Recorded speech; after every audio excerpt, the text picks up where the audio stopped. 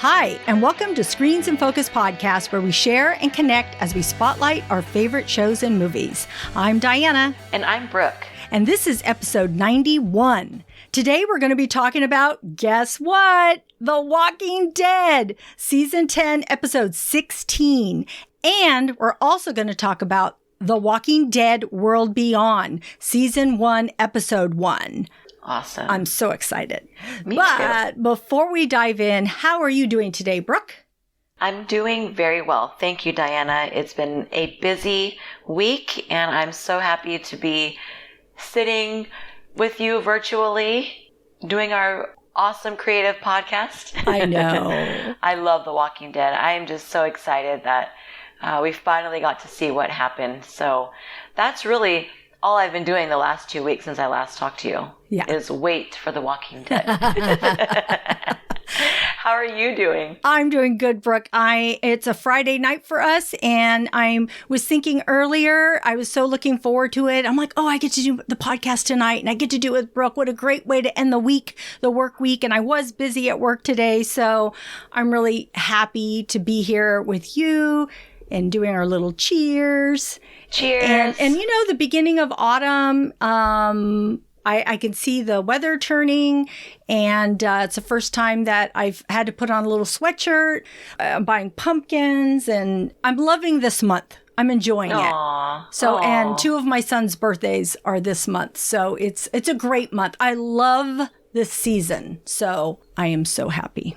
So awesome. Do you like pumpkin spice lattes? Of course. Yum.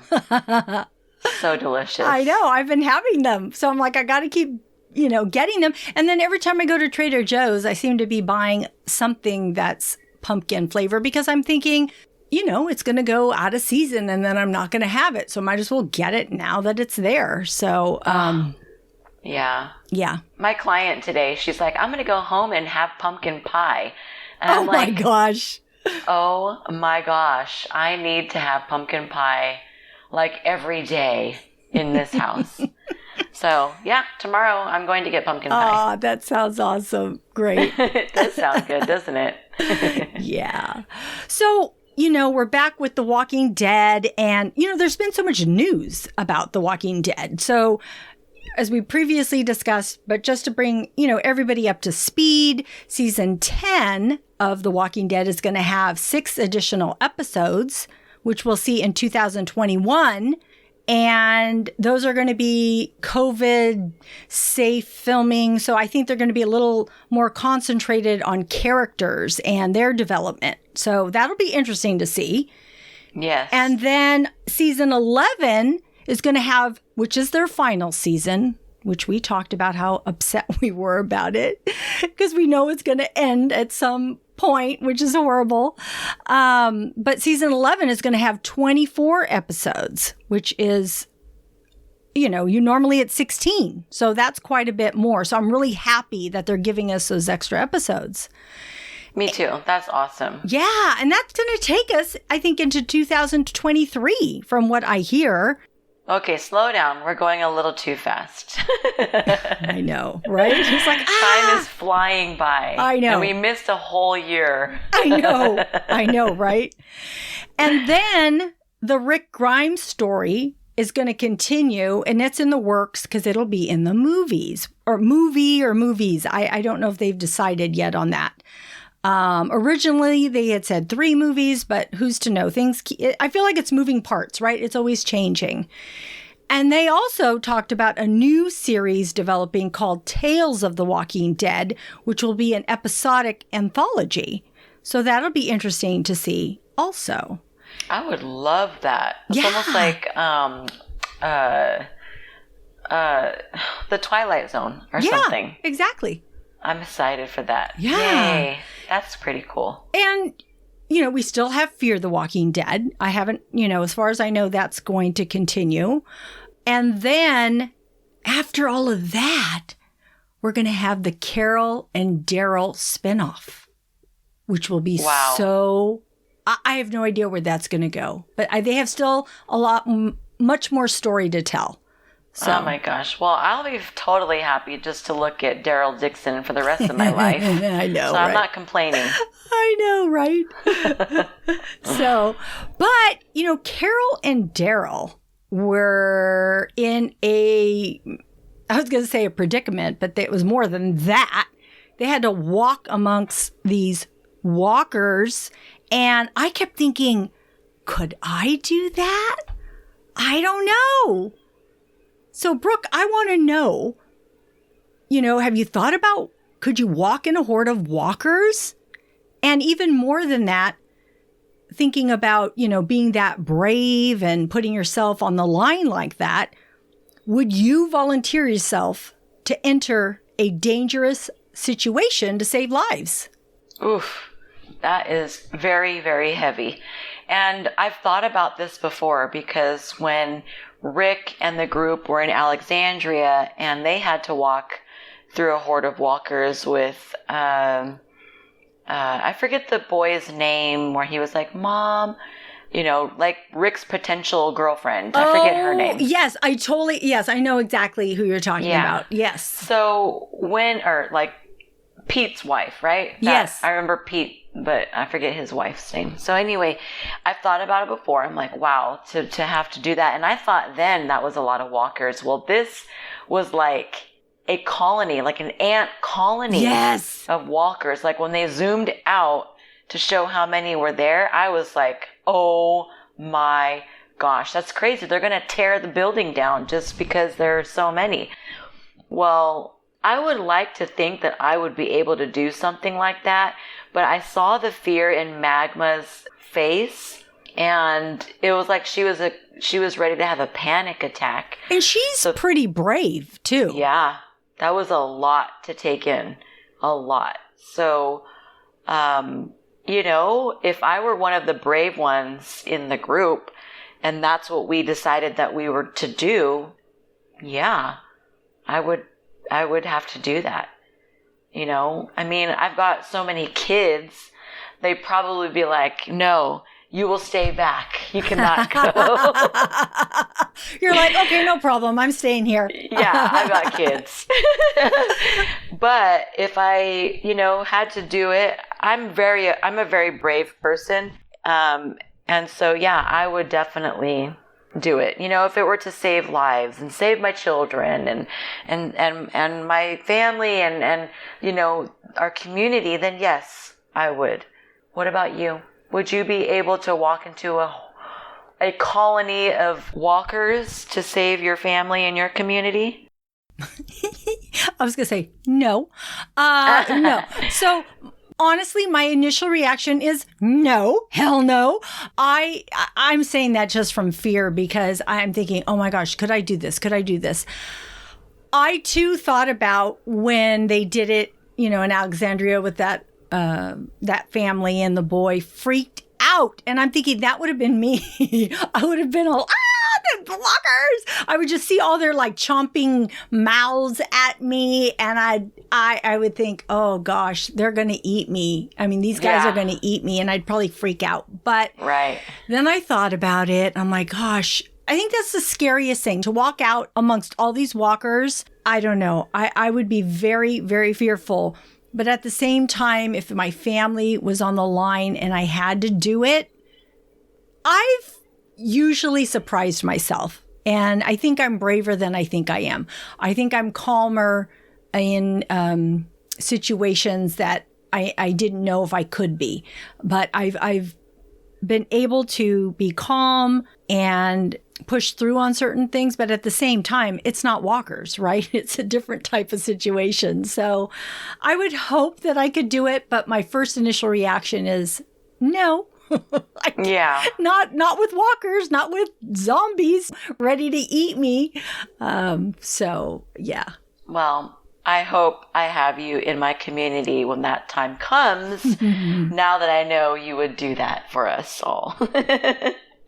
So, friends out there, let us know what you think. Could you walk into a horde of walkers? A colony of walkers at that? Let us know what you think. you can leave us a comment on Twitter at @in_screens or at our Screens in Focus Facebook page. And you can also follow us on our Instagram and subscribe to our website and YouTube channel. The link is in our show notes. Let us know. So, Diana. Yes. What were your overall thoughts on episode 16? We waited a very long time. Oh my gosh. I know. I was texting you the day before. I'm like, thank you for that. It's on tomorrow. It's on tomorrow. And The World Beyond is after that. And then Talking Dead is, I was so excited. So excited. So looking forward to this. I wanted to see how the Whisperer War would end and what would happen to all our people surrounded by this massive horde. And the Whispers led by Beta. I was curious as to when we would see Maggie, and I was thrilled that she showed up when she did. I was really afraid that some key people would die, and I was seriously on the edge of my seat and freaking out so many times.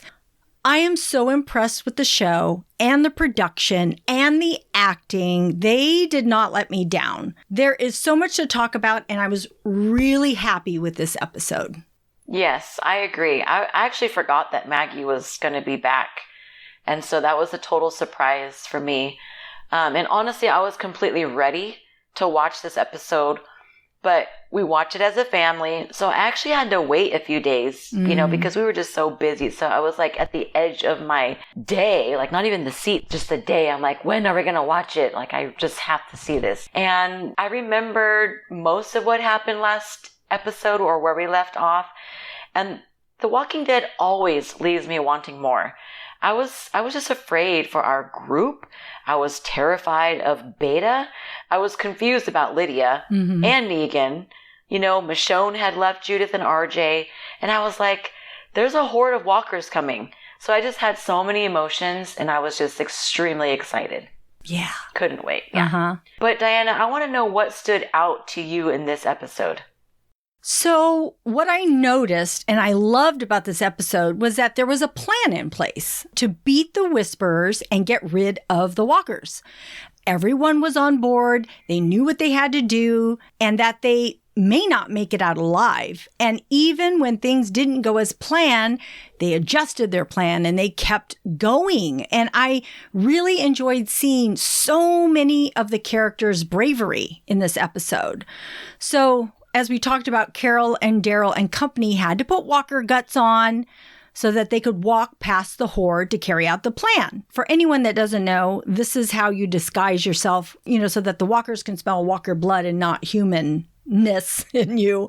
So this has worked since season 1 when Glenn and Rick put those walker guts on, and then it rained on them and they had to hurry up and get over that chain link fence or whatever it was so that they could get to safety. But I was so damn scared for them. I was freaking out. I kept wondering who was going down. Most of the group makes it out, but a Whisperer gets to Beatrice. And Carol is able to get that stab, and she turns the knife in her, which I thought was very cool. Oh. Very, very Carol-like, right? Yeah. But that same Whisperer stabs Beatrice in the leg and she yells and the walkers get her. And she calls out to Carol to take the backpack, but Carol keeps walking and then she turns to look back at her and then keeps, turning. And oh my God, the pain in her face. Can you imagine how hard it must be to not react and just walk away? And so scary. I know. And then she looks and sees the backpack in someone's hand. And as she gets closer, she sees that it's Lydia. So no one wanted Lydia around, but Lydia stays and helps the group. Yeah. Which I thought was, it says a lot about her, I think. It really does. Yes. And then we see Father Gabriel. He's holding down the fort and the Whisperers are breaking into the hospital where the group is held up. And Judith, goes to leave, realizing Father Gabriel is staying on his own. And he tells her he needs to do this and to give Rosita a message. But I kept thinking he is so brave. And he starts to pray and I'm thinking, wow, I'm so amazed. I can't believe how much he has transformed from the very beginning. Whispers come in and he fights hard and they drag him down and the Whispers are about to kill him. And that, I call it a ninja guy. I don't know what he is, but he just seems like that because he's all cloaked in that outfit with an iron mask and he's got those knives. And, but you know, that ninja guy comes out and saves him. And then we see Maggie. I know. It was so cool. And they hug. I think she says something like, this one's with me. And they hug, which I thought was so, it was just good. It was perfect. Because I really did think Father Gabriel was going down. I was like, I thought he was going to die. My God, he's gone. Yeah, I was scared. I was so scared. And I thought, wow, he is totally brave. I mean, he like you said, he has definitely changed from when we first were introduced to him. Like, amazing. Well, for me, you know, the fact that the group had to leave the building in order to survive, I was like, I couldn't believe that they had to do that, exiting the building and not knowing where the Whispers would be mixed in that horde, and then having to kill each other so quietly so that they wouldn't alert the actual walkers. I was just amazed. When they opened the door and they all kind of came in, I was like, oh yeah, that was so scary. Oh my gosh, yeah. Intense. Yeah, it was very intense. And then Negan, I noticed Negan, you know, he did not go out with the horde due to being a target, as he put it. And, you know, I was really confused when he went down the elevator shaft after he gave Lydia her mother's Whisper mask. I really thought that Negan had left the group at that point. I was very confused. Mm-hmm. He came through after all.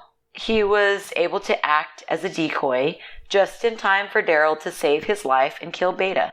I was surprised, so surprised when Daryl came in to rescue Negan. That was like the last person that I thought Daryl could actually save. And I was like, no way! You know, Negan was saved by Daryl. It has just been such a long journey for Daryl to get to the place to trust Negan the slightest. Negan and Daryl have so much history. Mm-hmm.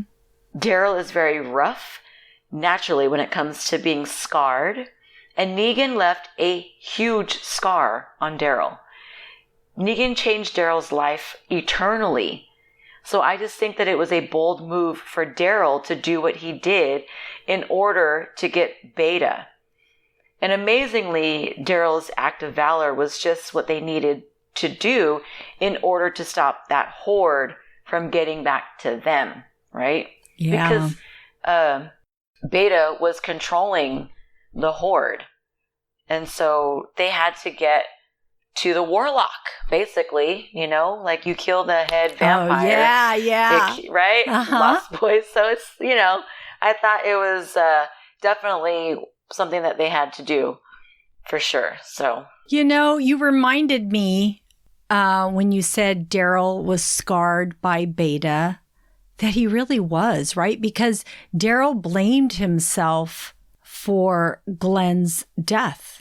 Yes. Because if he hadn't reacted, Glenn could still be alive. Well, that's what Daryl thinks. That's not really necessarily true because Negan still didn't have to do what he did at that point. But yeah, to save him, that's showing that Daryl has truly evolved, right? That he has moving past that for himself. That's great, right? Because sometimes when things live within us like that, it torments us, right? Can last a lifetime. So I'm really glad that Daryl has some peace with that anyways. So I wasn't sure what Negan's plan was either. And I didn't know if he would really leave them hanging. I didn't think so, but I wasn't sure. And he's been such a bad guy. And I actually just rewatched the episode when he killed Glenn and Abraham. I just saw it when they were doing the marathon before The Walking Dead came back on. And I still, Brooke, I could not watch that part.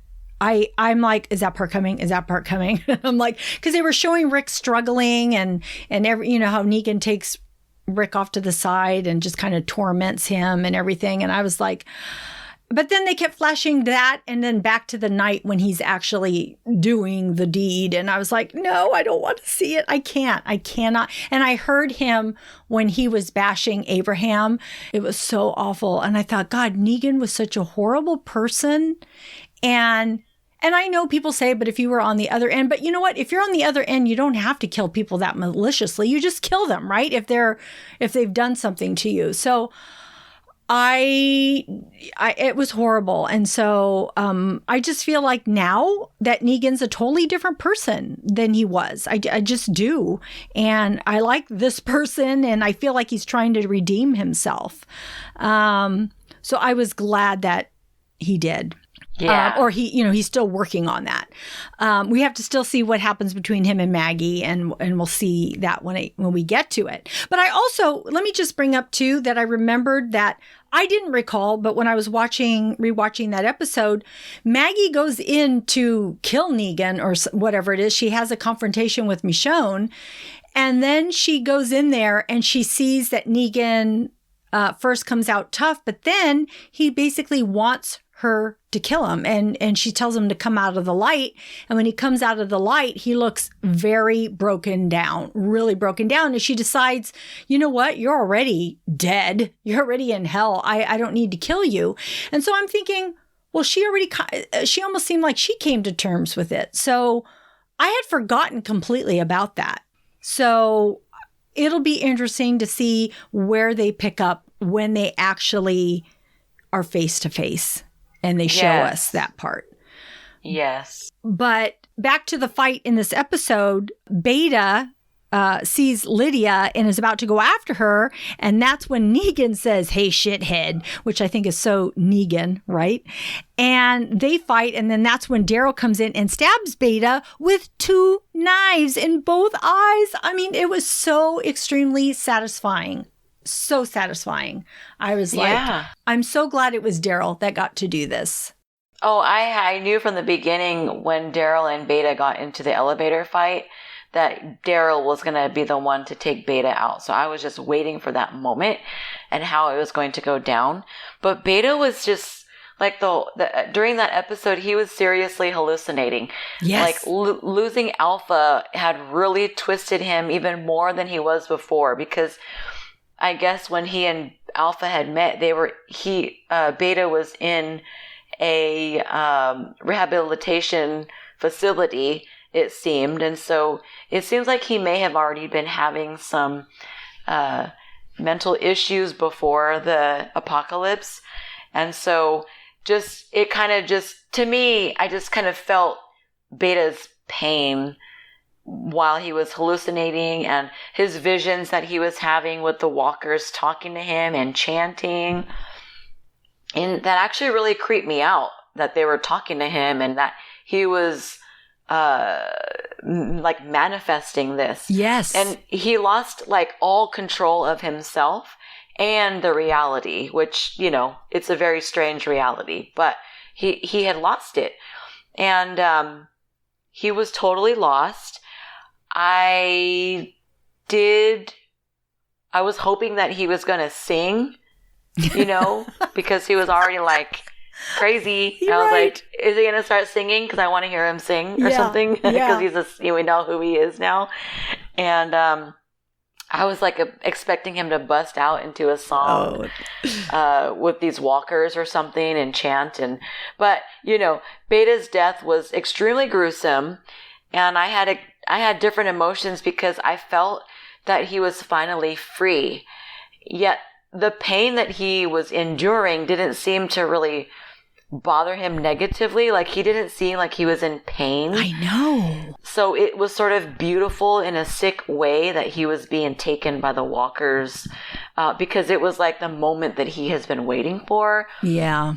And so I think the Walking Dead team gave him just an honorable and proper death for the villain that he is. Uh-huh. And the knife in his eyes and him getting eaten, it seemed really painful, and I was squeamish, but he was free, and I felt happy for him, or like a sense of relief for him, even though he's a villain. I still like villains. Yeah. Well, I liked Alpha too, even though she was a villain. Yes. These were good villains. We're going to miss Alpha and everything that she brought to the table in The Walking Dead. Yes, we are. We are. Yeah. When the walkers were tearing at him and tearing off his mask, and you see Negan and he recognizes him. And he says to Daryl, "Damn, you know who that is?" And Daryl says, "Yeah, nobody." Which was very cool, Daryl. And such a cool Daryl, right? But I'm glad that they figured out who he was. I thought that moment was kind of cool. But Beta was crazy with everything that you just said. He was so far gone. And I also agree that they gave him a great send-off. And I'm going to miss Ryan Hurst. He was a good co-bad guy with Alpha. I think Beta and Alpha were awesome villains, and kudos to them. And I think that the seasons with them have been really good. Definitely. Yeah. What did you think about Carol and Lydia? Oh, gosh. I think it's so interesting, the journey that Lydia and Carol have gone through. Both of them have had heart-wrenching times. Lydia grew up with Alpha as her mom and had to navigate and survive with all the craziness. And it's no wonder that she thanks Carol for what she did. And then with Carol, we've seen her evolve quite a bit from the beginning, and she's suffered so much loss along the way, and having to live with the aftermath of what she did in the cave, because they presume Connie is dead, and then Daryl's upset with her because of that, and just the way she was acting, and then Beatrice just died. So I think she's pretty devastated and feeling empty. But I think she's finding purpose with Lydia and vice versa. And they really need each other. And I found myself getting emotional watching the both of them, because I just think that that's a special relationship that I'm really enjoying. Yeah. At one point, Lydia says to Carol, "I'm not looking for a mom. It can be something else." And I think Lydia's such a good person, but some of the others don't see it yet. And then she tells the group, "I can be the one to lead the horde over the cliff," because, they lost the wagon and that wasn't going to be, their way of getting the walkers over that cliff. So she volunteers for this. And as she's doing it, Carol steps in and takes over. And you see Carol approaching the edge, and then someone pulls her hand, and of course, it's Lydia. I mean, the cliff's edge was very emotional for both of them. And Carol says, "I told you to go." And Lydia says, "You told me to find my own way." And then Carol cries and says, "Thank you." But I mean, she's saying that through all her tears. And it was just, I felt it. I totally felt it. And then Lydia cries and throws Alpha's mask over the cliff along with the walkers going over the canyon. And I just thought that was a beautiful scene. It was a beautiful scene to see those walkers falling and to see this mask falling. I just thought it was very poetic in a way. Oh, yeah, it looked great. Yeah. That was good. It was like a Thelma and Louise, when they drive over the cliff, you're just like, oh. Yeah. It was like, oh. But at the same time, yeah. Well, I was happy, right? Because you're happy the walkers are going over. You're happy that Alpha's mask is going over. It's kind of like the end. This was the end of that chapter. And so I really do feel that Carol and Lydia saved each other, both physically and emotionally. And I'm looking forward to seeing this relationship grow. And I think it'll be healing for them. And I'm happy that the writers brought this to life. I really am. Oh, such good scene. Good. I'm glad that they were able to have that monumental connection. Yeah. What'd you think? Oh, well, you know what? Honestly, I felt really bad for Lydia during this time, and her not being accepted for the amount of time, after Henry, and, those women from Oceanside who were openly saying how much they don't trust Lydia.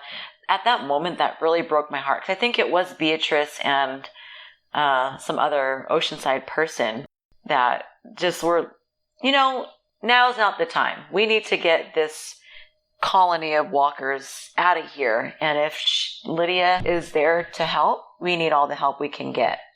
So I thought that was really just messed up. And so it broke my heart.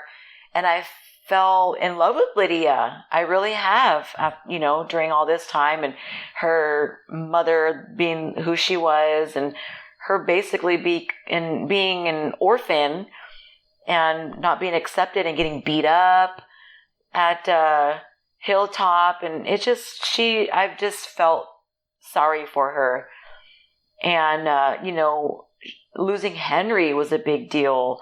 And she was blamed for that, all of that. Yeah. Being the spawn of Alpha. She's being hated by all these communities because she's Alpha's princess, basically. And, she's simply living in a world full of death. It's just, how worse could it get for her? Mm-hmm. And I just think that she had a lot to deal with for a young person. And she still attempted to prove her honor and loyalty to these people who don't even want to trust her. So I appreciate the characters like Daryl and Negan. They were her biggest supporters. And I was just relieved that she had them through this whole thing. So I also appreciate the bond between Ezekiel, Yumiko, Princess, and Eugene. I thought they were really cute when they showed us them riding on the bicycles, because I had forgotten about them and where we left off with them. Yeah. And them displaying that they could overcome issues together being a lot easier than overcoming issues alone. Because Eugene was just just go, Yeah. And that was not going to happen. That was just not going to happen. Ezekiel was not going to do that. I really appreciate that Ezekiel was helping Eugene, as he himself is battling a terminal illness. Yeah. And on their way out, Ezekiel, I thought he was going to die on the trip because he was running out of energy, and, they had gotten stuck in doing whatever they were doing the last episode. And so for Eugene to be determined to find Stephanie, and in hopes of, a new group or expanding their groups, that was completely necessary. They had to get there. So I'm just glad and relieved that they continued. And I was just waiting for those field lights to turn on at the railway in hopes that we would meet Stephanie. But I guess we will have to wait for the next episode. Yeah. I, too, loved Eugene and Ezekiel and Princess and Yumiko's response. I felt like each of them, they were supporting each other so much, saying, no, we can keep doing it. We can go on. I just loved that part. To me, it was a theme that was going through the whole episode, that we saw our group. They were all there for each other. Daryl and Negan, even though they're at odds, Lydia and Carol, and then Eugene and Ezekiel, and so much more. There was more than that. They were all there for each other, Maggie for Father Gabriel. But what I loved about this, it's not really the finale anymore, but for the season finale, was that they were all really there for each other, building each other up, supporting each other, putting themselves on the line. And I just love that. That to me is what The Walking Dead is all about. It really is. So I love that so much. Yeah. Well, do you have any other thoughts about this episode? Well, I wanted to know what was up with the stormtroopers. And that's exactly what I said when I saw them. I'm like, who are these stormtroopers? I'm like, why are they dressed up like stormtroopers? So I've read that they're a part of the Commonwealth, which is people in the comics. So it'll be interesting to see. I don't know what's going to happen. But what's interesting is that as we were discussing The Walking Dead in my family, it was like, oh, as soon as Beta was gone and the Whisperers, it was like, oh, they're gone. There's got to be another villain coming up. And then we see that part. I'm like, oh, maybe this is the new villain, right? Because nothing is ever simple. Nothing is ever gone. There's always something you have to fight through, get through, fight against, fight for. So it was really interesting about that. And also, I kept saying, because I thought it was ending, I'm like, wait, what about Connie? What about Connie? I know she's still alive. They haven't mentioned her. And then all of a sudden we see somebody, crawling around that's all dirty and you can't tell if it's a walker, but it ends up being her. And then she, passes out on the road. And who trots up on a horse? Virgil. And his little orange-red backpack. So I don't know what's going to happen with that because he held people in captivity. Yeah. So I see that he left his compound, but what does that mean? Is he going to help Connie? Is he going to take her back? Is he going to poison her? What is he going to, what are his intentions? He did leave on better terms, though. I mean, even though he held people captive, he ended up helping Michonne or showing her things, and even though it took a little while. And of course, they had to force their way to do that. But I don't know. Hopefully he has... and they told him, come with us, and he said no. But then he ended up coming now. So I don't know. We're going to see what happens with him. Also, that ninja guy, Maggie's buddy, the identity wasn't revealed yet. So I'll be interesting to see who is under that mask.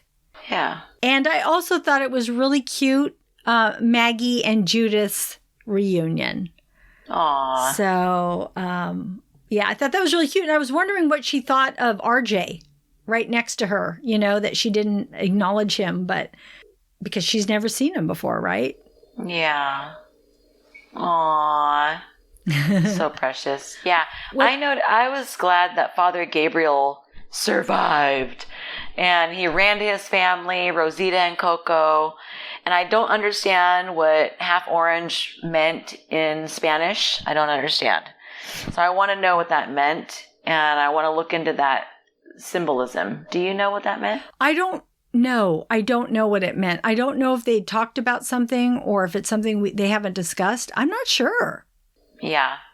Okay. Well, I want to look into that because I was like, what does that mean? Mm-hmm. And then the stereo with the horse carriage, that scene was like really intense. And I thought, dang, they're going to be able to, have all these walkers follow them this whole way. Like they're doing a really good job. It began to be night. I know. They were still, bumping that music. So I loved that part. I loved it. When I heard Burning Down the House, played by Talking Heads, I was both laughing and loving it at the same time. I was calling out for my son because we would bond over those songs. Plus, I heard those songs growing up. So it was just really cool. Talking Heads and those songs, they just have a history with me. So to hear them playing that song was so cool. I'm like, yes, this is so awesome. I love it. I loved it so much. Yeah. It reminds me of Revenge of the Nerds. I don't know if you remember that part. But anyway, I also really, really thought it was cool. The archers. Oh, yes, you're right. Sniping the Whisperers from the windows of the building that they were in. Mm-hmm. And so I thought that was really good. And then one point she was like, oh, I think there's one. And they're all, are you sure? She's all, I don't know. I know. She was going to shoot anyway. So I liked the snipers. That was really cool. I was like, yeah, that was awesome. Yeah. So thankful for that. And even just along the way with the carriage, how they would snipe the Whisperers when they were trying to move in and attack. That was very, very... it reminded me of like The Patriot, that scene with Mel Gibson and they were rescuing Heath Ledger. Yes. Very much like that, just in the woods and, Ooh, it gives me chills. I love it. But I thought the same thing. That's why when I was saying that they had this plan, they had a backup for things and they knew how they were going to attack. And I just felt like it was all their hard work, all that training that they had done through the season. And it really paid off. And so I loved seeing that. So even the archery, right? Because it takes you a while. You don't just learn to do that overnight. It's something you have to practice and be good at. So I thought that was awesome. Yes, I agree.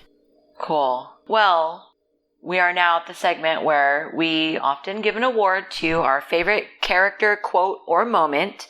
So, Diana, who or what was your favorite quote, character, or moment? Oh my goodness. It's always hard for me to choose something that stood out, but I am going to give it to Carol and Daryl. This is after everything, and they're checking in with each other. And so Carol asks Daryl, "Are you good?" And he says, "Yeah." And asks her, "Did you get what you wanted?" And she says, "No, not really." And then he says, "You still got me." She asks, "Yeah?" And he says, "Yeah." And then they hug. And I'm like, oh my God, I love this friendship so much. And he says, "New Mexico is still out there." And she says, "Maybe someday, we still have things to do here." And I love how this is a foreshadowing of their spinoff.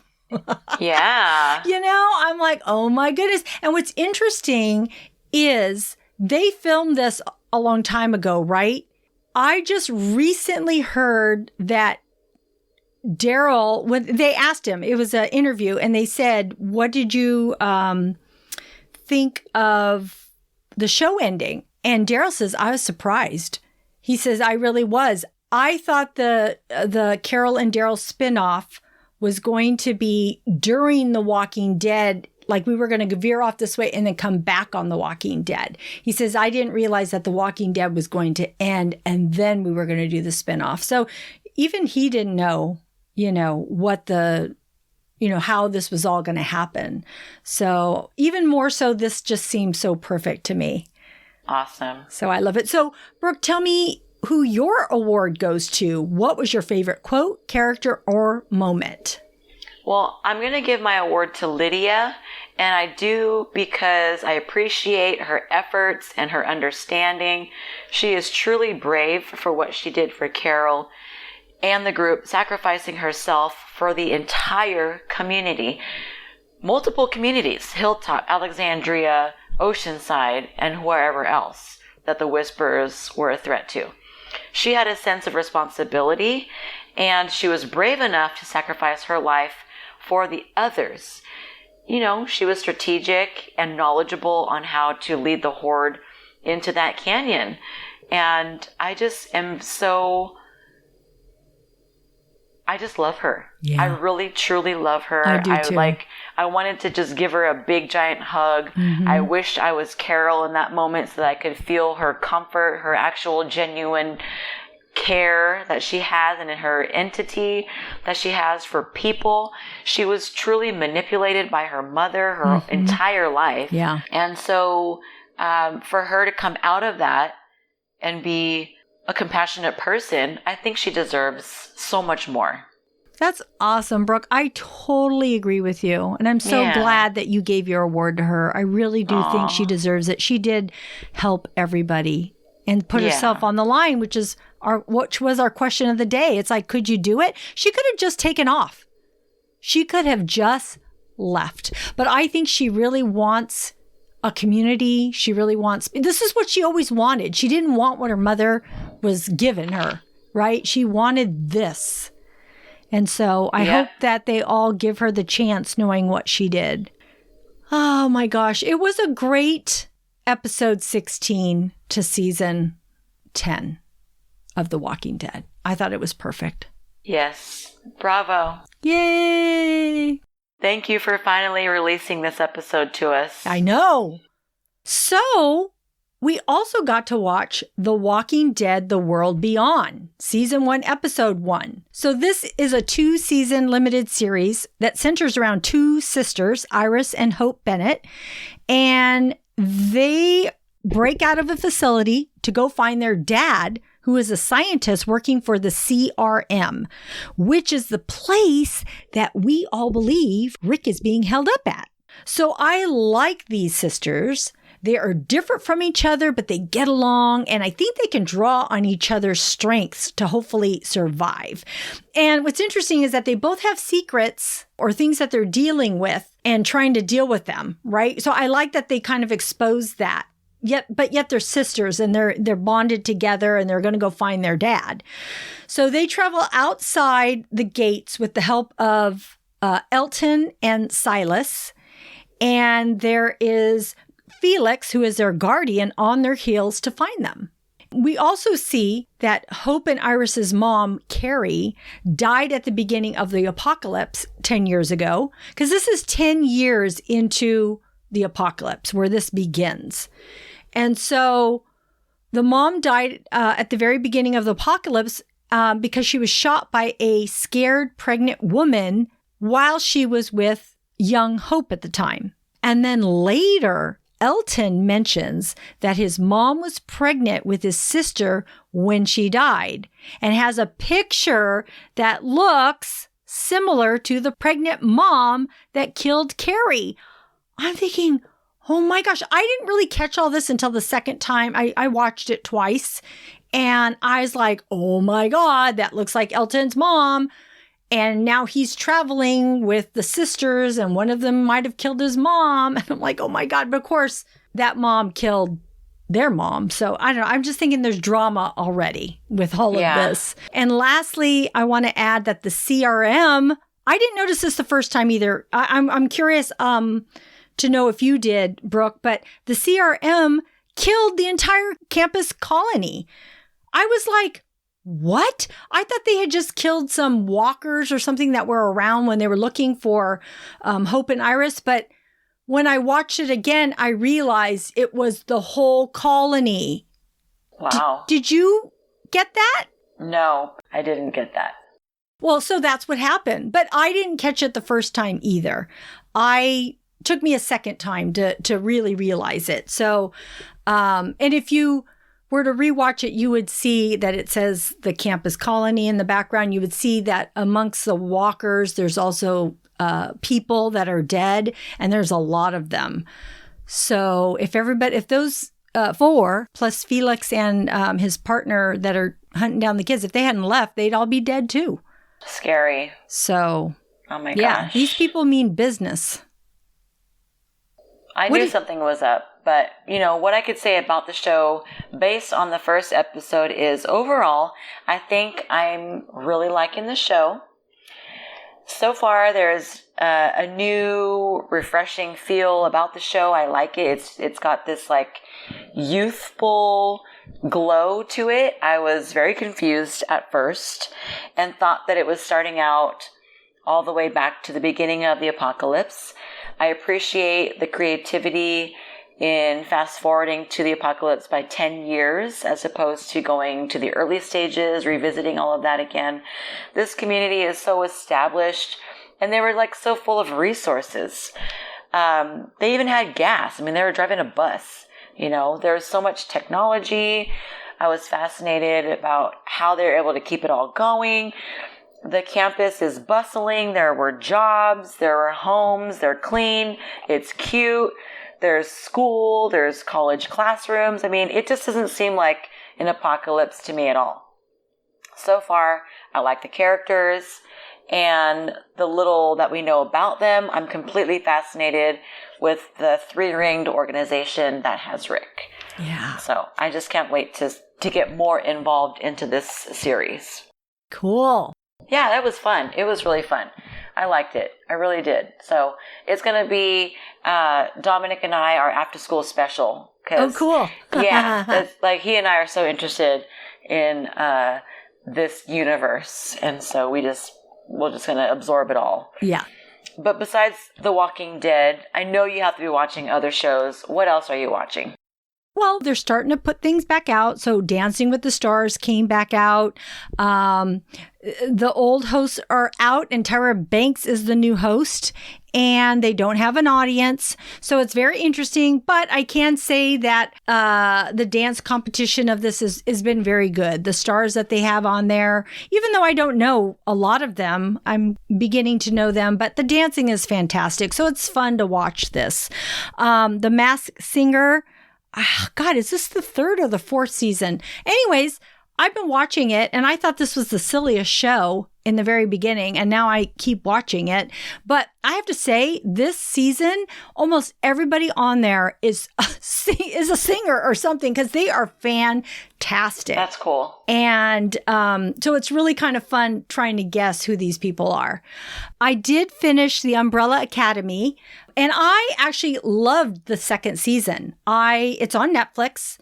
It's great. I thought it was really great, and I really enjoyed both seasons, but the 2nd season to me was better. Cool. But I really want to share with you 2 movies that I've watched that were both really good. One is called Outpost, and it's on Netflix. It's a 2020 war drama based on a nonfiction book. And at first, I'm thinking, do I really want to watch a war drama? Well, I'm glad I did. It's the untold story of American valor regarding the Battle of Kamdesh in Afghanistan war.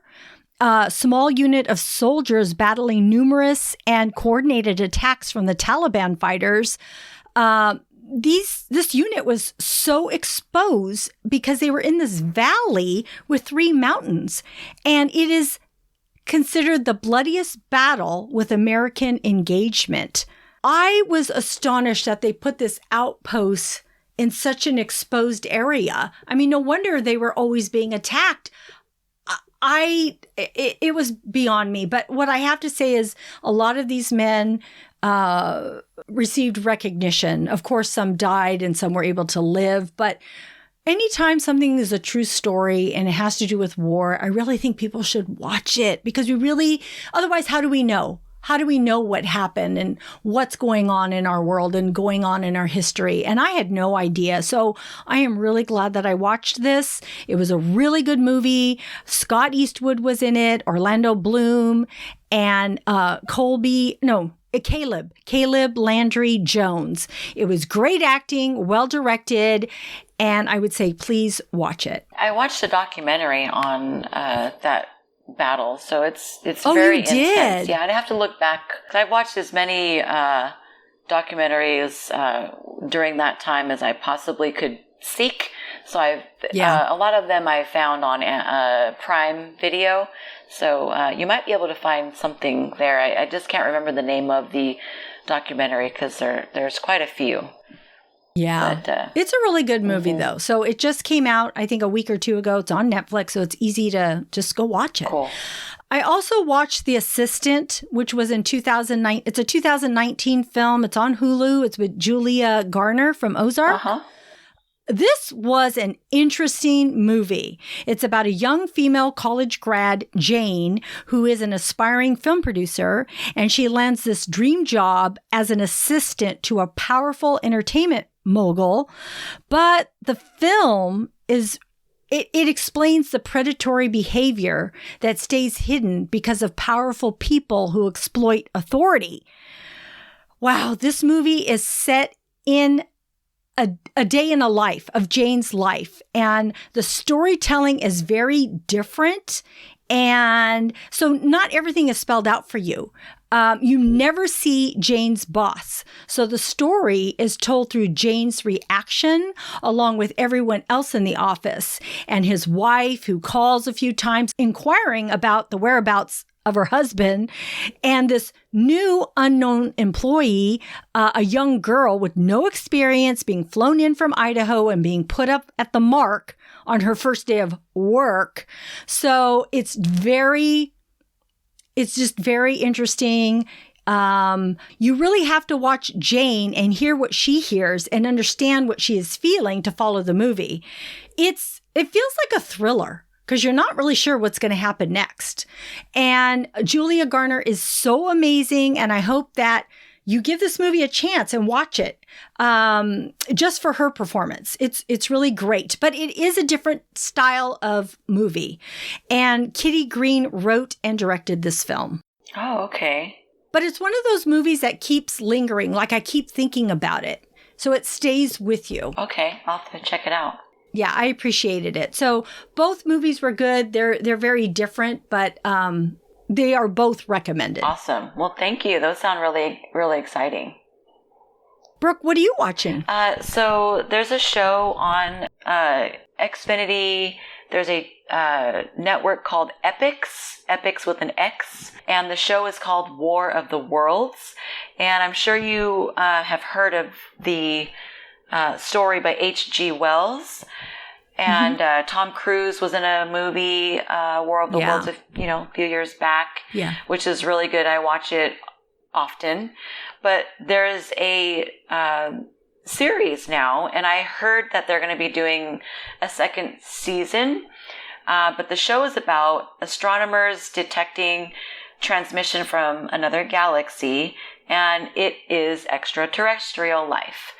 So once they realize that this is happening, the public knows about it, and they are all told to hide because they are assuming that there's going to be, or a potential attack is near.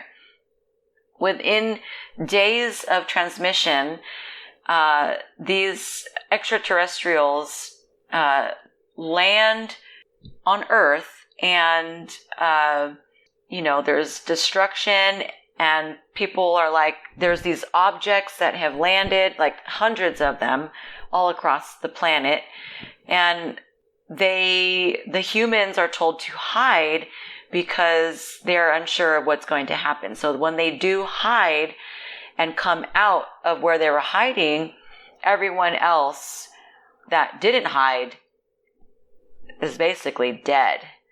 Oh. So these aliens are searching for something. These humans that have survived don't know what's going on, don't know what to do. They're basically living in an apocalypse now, and they're under attack still. So these extraterrestrials are like half robot, half organic. So like there is an actual life in these robots, and they're creepy.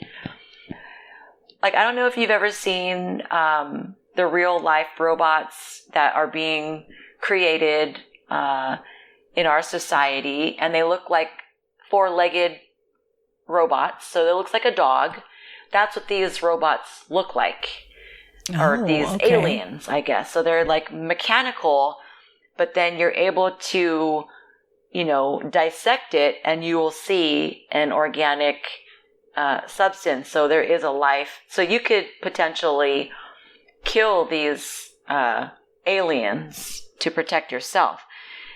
It is so good. The first episode I watched, I went to bed and I had an apocalypse dream. And I love, how I love my apocalypse dreams. Yeah. I think I had one too, now that you mentioned that. Yeah. Okay. So I highly recommend this show. It is very good. It's not, okay, so like there is death, but it is not gory. There is like the subtle drama. There's suspense, mystery. And there's like moments where you're like, oh, get out, so it just, if you're in it, you feel like you're in it, but it's not very dark to where, you can't see, like you could see what's going on. They're filming it really well, to making it, almost a reality. Like you could picture it being real. And so, I was telling my dad about the show, and he brought me back to the original War of the Worlds when it was on the radio back in the 40s. And I guess a lot of people didn't know that this was a show-based story. And so people actually thought that there was going to be an alien attack, and people actually committed suicide in real life on planet Earth in our society at 1940, when everything was on a radio, no TV. So I'm recommending this to, everyone. My husband, I keep telling him daily, like, you got to watch it. It is so good. It is so good. It's really, really good. So that's on Epix with an X, and I have Xfinity. So I'm not sure if DirecTV people can access this, but I'm sure there are so many people out there that know how to find shows. War of the Worlds is very good. The other genre that I'm into right now is Halloween theme. My kids love Halloween. I love Halloween. So there was a day that we had no Wi-Fi. The kids could not go to school for hours. So I'm like, I don't care. Let's put on a Halloween movie. It was still September, but we've already decorated our house in September for Halloween. So I'm like, let's just do it. And cool. Paranorman is a movie that my kids love. We watch it every year, and it's an animated film about a boy named Norman, and he lives in a town where he can talk and see the dead. Talk to and see the dead. And he is told by his uncle that he must protect the town by the curse. And so he's trying to figure out how he can, I guess, end this curse that the town is cursed by. So he goes through an adventure, and it's really cute. Like the voice actors, there's like one actor that I can tell you, it is Casey Affleck on the top of my head. Oh, okay. But it's such a good, I guess not horror film for kids, but like it's a good animated, scary movie, because it's not super scary, but yeah, there's like some parts that are like suspenseful and adventure. And, I just think that it's really cute and fun for this month of Halloween. And I think it should be on everybody's 31 Days to Halloween list. That's awesome. I hadn't heard of that before. Paranorman. Yeah, I love it.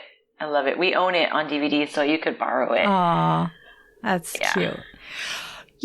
I'm sorry. I have one more thing to recommend, and I just watched it last night. This is on Netflix, and it's called Song Exploder. Now, I've listened to this. It's a podcast originally, and I had listened to it on Game of Thrones theme song, and I loved it when I heard it. I loved the podcast.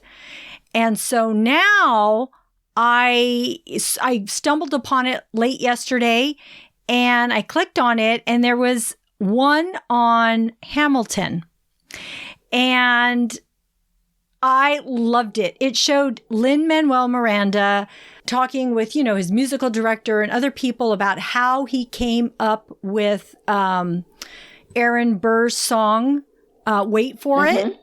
Oh, it was so amazing to see him work and see how he thinks and see how he constructs music.